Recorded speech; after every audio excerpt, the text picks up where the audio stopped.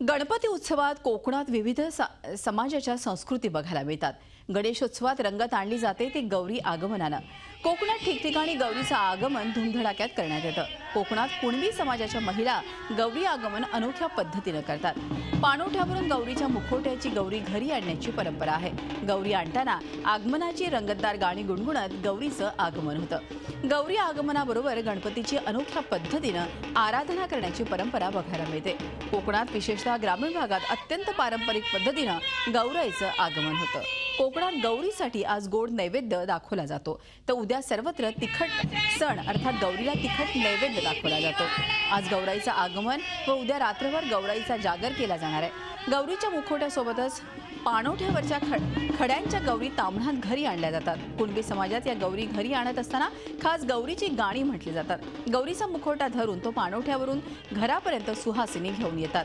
घराच्या उंबऱ्यावर आलेल्या गौरीचं धुमधडाक्यात स्वागत होतं आणि गौरी आगमनानं गणपती बाप्पाच्या सणात आणखीनच भर पडते। झी 24 तास रहा एक पाऊल पुढे।